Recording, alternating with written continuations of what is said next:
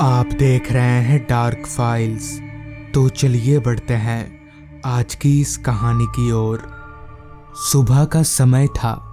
मैं आराम से अपने घर के बाहर चबूतरे पर बैठकर ताजी हवा का मज़ा ले रहा था कि तभी गांव के डाकिया बाबू साइकिल से मेरे पास आए और साइकिल रोककर अपनी थैली में से एक चिट्ठी निकालते हुए बोले, सावन लो, तुम्हारे नाम से चिट्ठी आई है।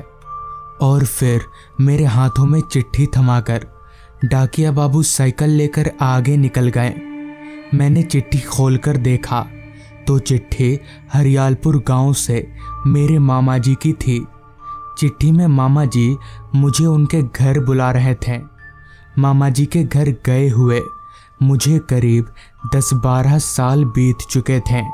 मुझे अच्छे से याद है मैं आखिरी बार मामा जी के घर बचपन में गया था, पर जब से मैं बड़ा हुआ सर पर जिम्मेदारियां आई तो कभी समय ही नहीं मिला कि यहाँ वहाँ कहीं घूमने जा सकूं। मगर अब नहीं, इस बार मैं चिट्ठी देखकर थोड़ा भावुक सा हो गया तो मैंने मामा जी के घर जाने का फैसला कर लिया।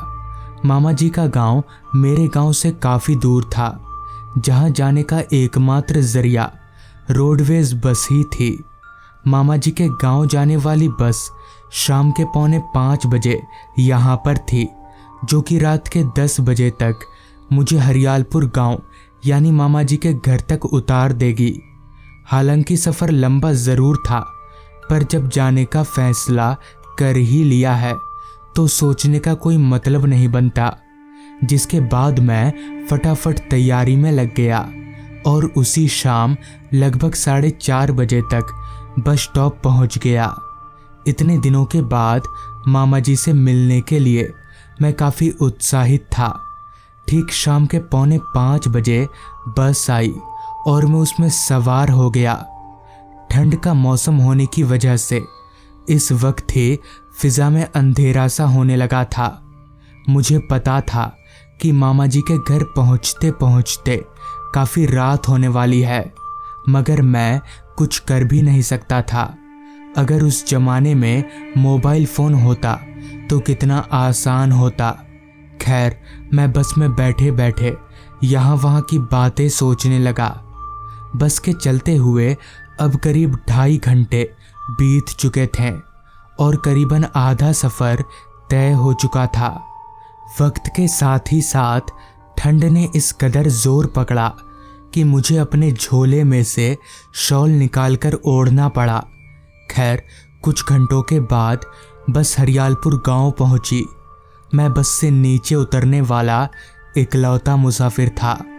बस तो मुझे वहां उतार कर आगे चली गई, पर बस के जाने के बाद जब मैंने एक नज़र इधर उधर घुमाया तो मेरे पूरे शरीर में एक सिहरन सी दौड़ गई, क्योंकि वहाँ मेरे अलावा कोई नहीं था। दूर दूर तक जहाँ तक मेरी नज़र जा रही थी, घने कोहरे के अलावा और कुछ भी नहीं था। कहीं ना कहीं डर तो लग ही रहा था, पर मेरा ये डर तब खत्म हो गया जब पीछे की तरफ से एक आवाज़ आई, कहाँ जाना है साहब? चलिए, मैं छोड़ देता हूँ। आवाज़ सुनकर मैं पीछे मुड़ा तो पाया कि एक साइकिल रिक्शा वाला अपनी रिक्शा लिए खड़ा है। वैसे भी मामा जी के घर तक जाने के लिए मुझे रिक्शा लेना ही पड़ता, तो क्यों ना इसी रिक्शा में चला जाए। ये सोचकर मैंने उस रिक्शे वाले को बोला, जी वो पुरानी हवेली के पास जाना है।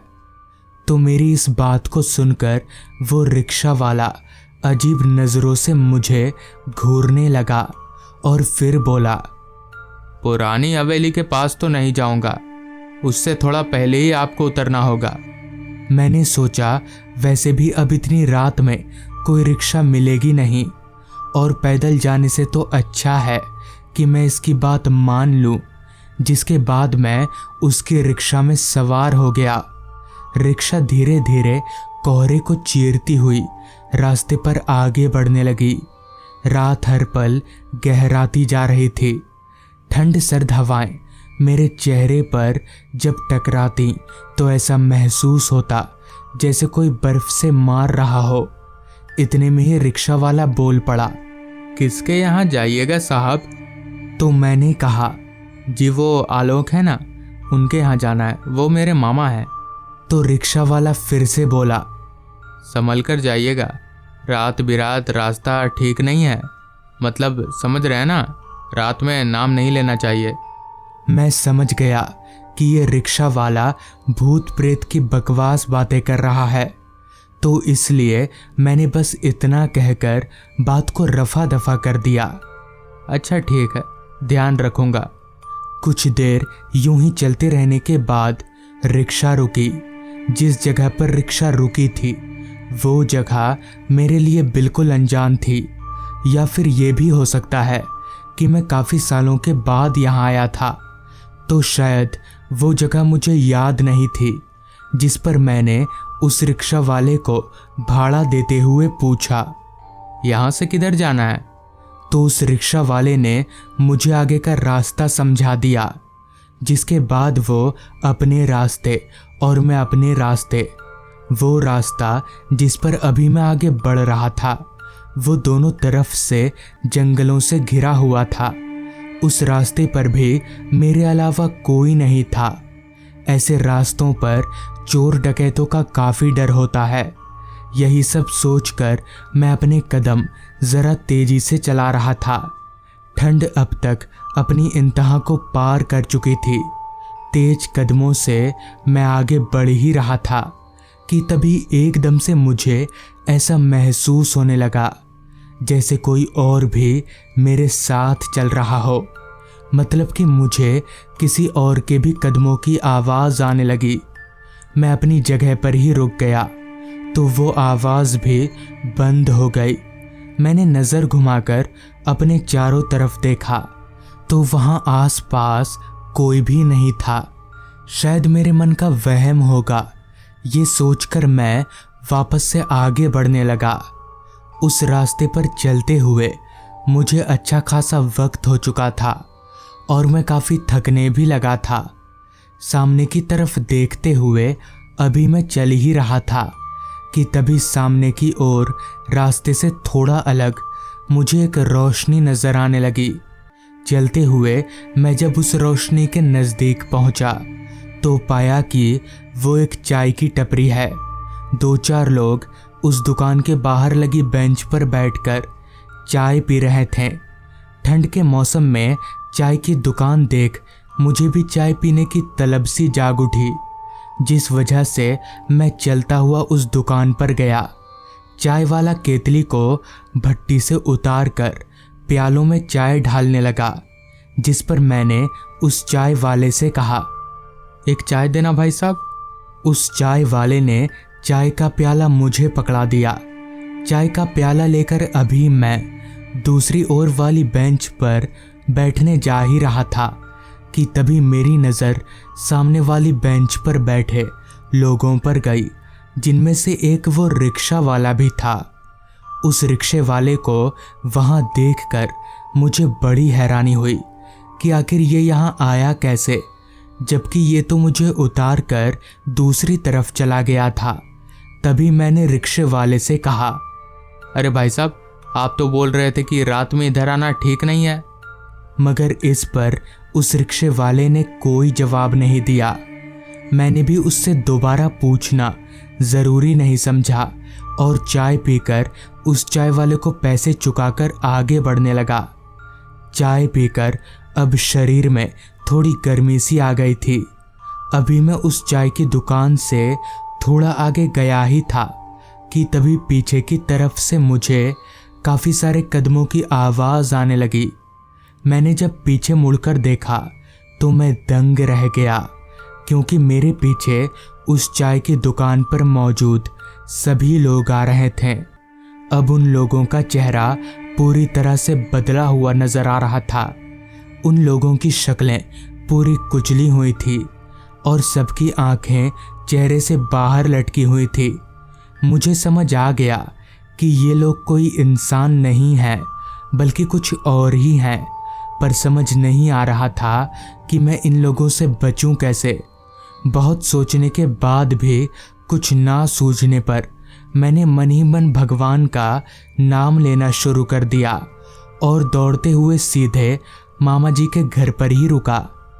मामा जी से जब मैंने इस बात का जिक्र किया तो उन्होंने जो बताया वो होश उड़ा देने वाला था। उन्होंने बताया कि कुछ महीनों पहले एक बेकाबू ट्रक उस चाय की दुकान में घुस गई थी, जिससे उस वक्त वहां मौजूद सारे लोगों की मौत हो गई थी। तब से उन्हीं लोगों की आत्माएं वहां भटकती रहती हैं। तो दोस्तों, ये थी आज की कहानी। अगर आपको ये कहानी पसंद आई हो तो चैनल को ज़रूर सब्सक्राइब कर लें। तो मैं आपका दोस्त आर्यन जल्द ही मिलूँगा आपसे ऐसी ही एक कहानी के साथ। आज से 15 साल पहले मैं भूत प्रेत इन सब बातों को नहीं मानता था, मगर इस घटना के बाद से मैं इन सब बातों पर विश्वास करने लगा। इस घटना ने मेरे दिमाग में एक ऐसी जगह बना ली जिसे मैं आज तक भूल नहीं सका, और आज भी उस घटना को याद करके मेरा पूरा शरीर कांपने लगता है। दरअसल हुआ कुछ यूं था कि एक रात जब मैं अपने कमरे में सोने जा रहा था कि तभी मेरे फ़ोन की रिंग बजी। मैंने फ़ोन देखा तो उस पर मामा जी का कॉल आ रहा था। तो मेरे कॉल रिसीव करते ही मामा जी ने कहा, सोनू, परसों हम लोग पिकनिक मनाने जा रहे हैं, तो तू चलेगा हमारे साथ? असल में मैं जब अगली बार नानी के घर गया था तो मामा जी को बोलकर आया था कि इस बार पिकनिक मनाने आप लोगों के साथ मैं भी जाऊंगा। इस पर मैंने कहा, हाँ मामा जी, मैं जाऊंगा, मैं कल ही वहाँ आता हूँ। पूरी बात हो जाने के बाद मैंने फ़ोन रख दिया, जिसके बाद मैंने ये बात अपने घर वालों को बताई और कल निकलने की तैयारी करने लगा। हालांकि कल मेरे ऑफिस में थोड़ा काम तो था, तो मैंने तय किया कि मैं कल शाम वाली बस से नानी घर जाऊंगा। फिर अगले दिन मैं ऑफिस गया और ऑफिस के सारे कामों को निपटाकर दोपहर के 3 बजे मैं अपने घर पहुंचा। भले की बात तो ये थी कि मैंने कल रात को ही सारी तैयारी कर रखी थी, तो अभी मुझे उतना कुछ करना नहीं था। मैं जल्दी से रेडी हुआ और घर से निकलकर बस स्टॉप की तरफ चलता बना। मेरा घर बस स्टॉप से 2 किलोमीटर की दूरी पर था, तो मैं 20 से 25 मिनट पैदल चलने के बाद बस स्टॉप पहुंच गया, जहां मुझे पता चला कि गांव जाने की बस शाम के 5 बजे की है और अभी वक्त हो रहा था शाम के 4:30 बजे का। खैर, मैं कर भी क्या सकता था, मुझे आधा घंटा इंतज़ार करना ही पड़ेगा। जिसके बाद आधा घंटा इंतज़ार करने पर बस आकर लग गई। बस के आते ही मैं बस में चढ़कर बैठ गया। मेरे यहाँ से गांव करीब 5 घंटे का सफ़र था, तो मैं रात के 10 बजे तक अपने गांव पहुँच जाऊँगा। बस में बैठने के 10 मिनट बाद ही बस खुल गई और खुलने के साथ ही बस ने काफ़ी रफ्तार भी पकड़ ली। कुछ देर बस चलने के बाद आसमान पर दिन के उजाले की जगह रात के अंधेरे ने ले ली। मैंने जब अपनी घड़ी में वक्त देखा तो वक्त हो रहा था रात के 8 बजे का, और तो और कड़कड़ाती ठंड का असर अब हमें साफ साफ रास्ते पर दिखने लगा था, क्योंकि रास्ते पर गाड़ियों का काफिला ना के बराबर था। रात के 8 बजे आधी रात की तरह मालूम हो रहा था। खैर, 2 घंटे और बस चलने के बाद ठीक रात के 10 बजे मैं अपनी गांव के बस स्टॉप पर उतरा। तो बस से उतरते ही आसपास के माहौल को देखकर मैं काफ़ी हैरान हुआ, क्योंकि उस पूरे बस स्टॉप पर दूर दूर तक ना तो मुझे कोई आदमी दिख रहा था और न ही एक भी बस, यहाँ तक कि दूर दूर तक कोई दुकान भी खुली हुई नज़र नहीं आ रही थी। इस पर मैंने मन ही मन में कहा, दिन के वक्त तो यहाँ कितना चहल पहल रहता है, मगर रात को देखो सन्नाटा ही सन्नाटा फैला हुआ है।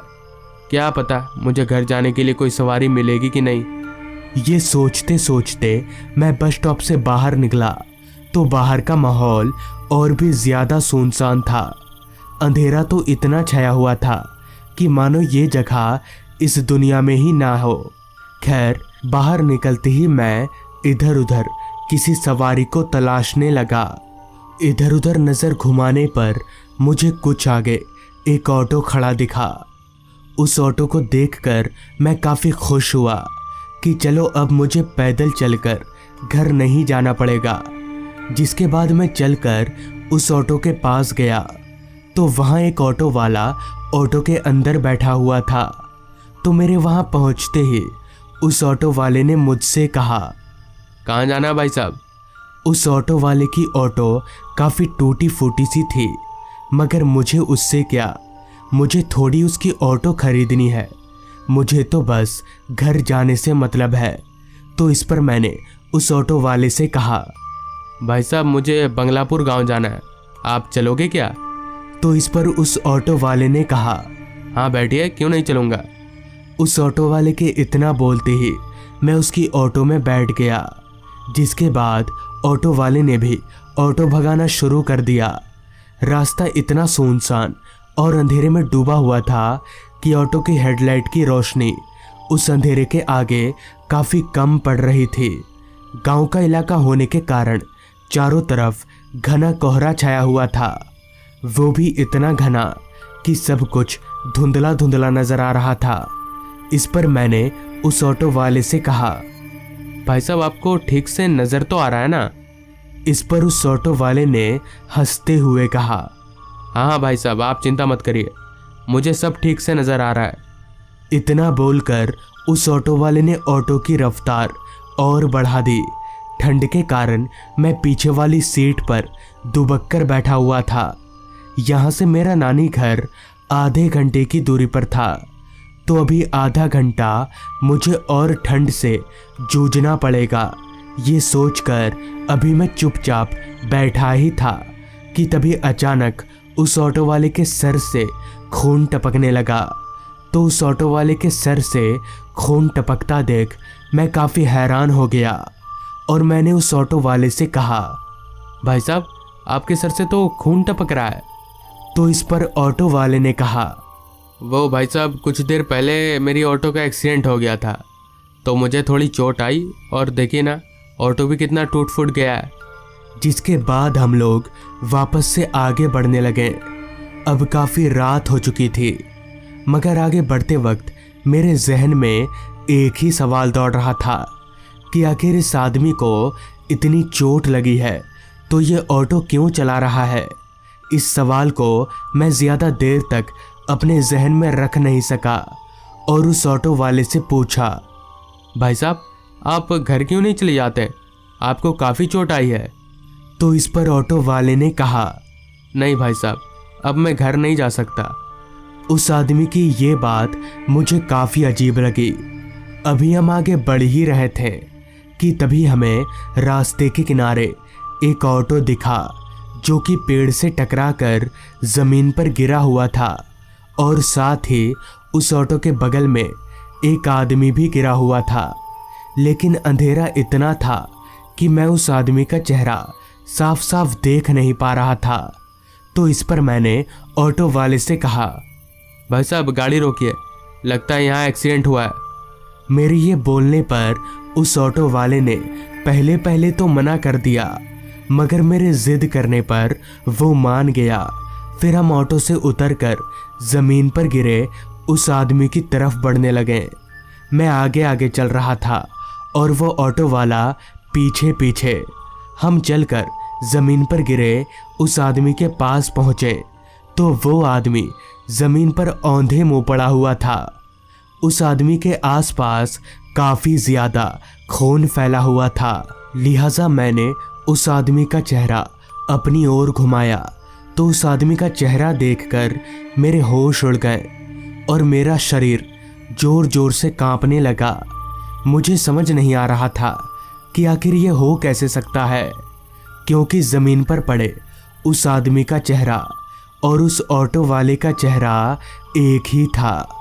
ये देखकर मैंने जब अपनी निगाहें अपने पीछे खड़े उस ऑटो वाले की ओर घुमाई तो मेरा कांपता शरीर जोर जोर से कांपने लगा, क्योंकि अब उस ऑटो वाले का चेहरा पूरी तरह से बदल चुका था और अब उस ऑटो वाले का चेहरा कुचला हुआ नजर आ रहा था। ये देखकर मैं समझ गया कि ये कोई इंसान नहीं बल्कि भूत है। अभी मैं डर के मारे कांप ही रहा था कि तभी उस भूत ने कहा, अभी थोड़ी देर पहले मेरा एक्सीडेंट हुआ था ना, तो उसी वक्त मेरी मौत हो गई थी। इतना बोलकर उस भूत ने एकदम से मेरा गला पकड़ लिया। उसने मेरा गला इतनी जोर से पकड़ा था कि मैंने अपने बचने की उम्मीद खो दी थी और मैंने अपने आप को मरा हुआ मान लिया था कि तभी मेरे ऊपर किसी गाड़ी की हेडलाइट पड़ी। तो उस हेडलाइट के थोड़ा करीब आते ही मैंने देखा कि वो एक कार चलकर मेरी ही तरफ आ रही है।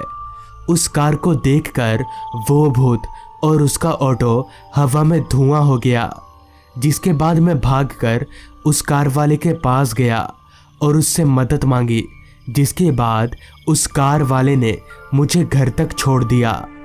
तो दोस्तों, ये थी आज की कहानी। अगर आपको ये कहानी पसंद आई हो तो चैनल को ज़रूर सब्सक्राइब कर लें। तो मैं आपका दोस्त आर्यन जल्द ही मिलूंगा आपसे ऐसी ही एक कहानी के साथ।